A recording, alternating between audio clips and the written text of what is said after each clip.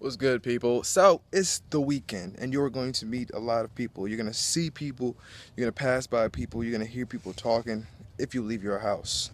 I'm assuming everybody at some point is going to leave their house today, whether it's for the supermarket, whether it's for an outing or a get together or whatever. You're going to see some people. My thing is that as a Christian, we must learn how to see people through the eyes of God. Now the question is, how do we always do that? Because like in previous videos, there are a lot of people who kind of turn you off by the way they act, by the way they talk, by their belief systems. It'd be very easy to be turned off by these people, and so we never really get a chance to love on them because we let our emotions and our own belief systems of, what people should be like before we show love to them get in the way.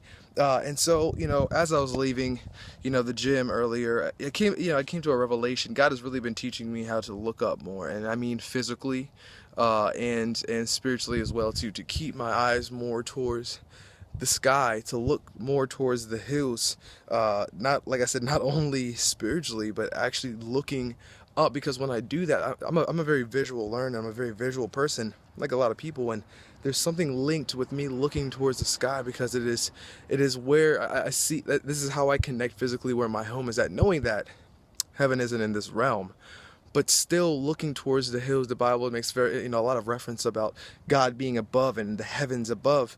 So something about keeping my eyes towards the heavens really helps me to get into that spiritual state as well too.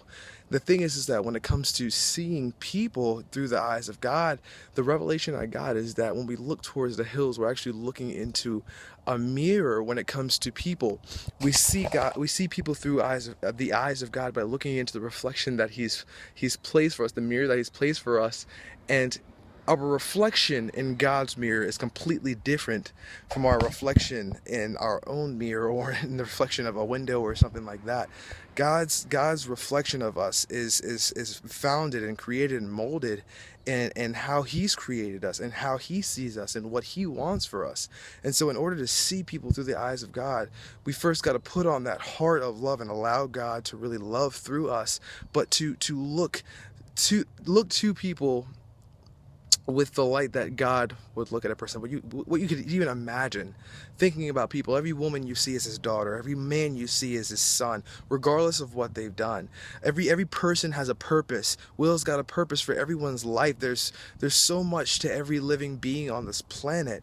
It's so hard. It's so it's so hard to see how we've gotten so cold-hearted towards people, and so how the love of many is waxing cold. And like I talked about in previous videos, that love is talking about an agape love, which is the love of God. And so it's not just talking about people who don't know God. In order to have the love of God, you've got to know God. So when the scripture says that the love of many shall wax cold, it's talking about those who know God will stop loving the way He wants us to love in order to represent Him, and in order for His people to feel Him and experience Him through our lives. So we've got to start looking to God more. And as we look to God, as we look to the hills, as we physically and spiritually look towards our God and look for people's reflection in His mirror, we'll start to see people in a completely different light, and it makes it easier for us to love them, not only to get past their problems, but to love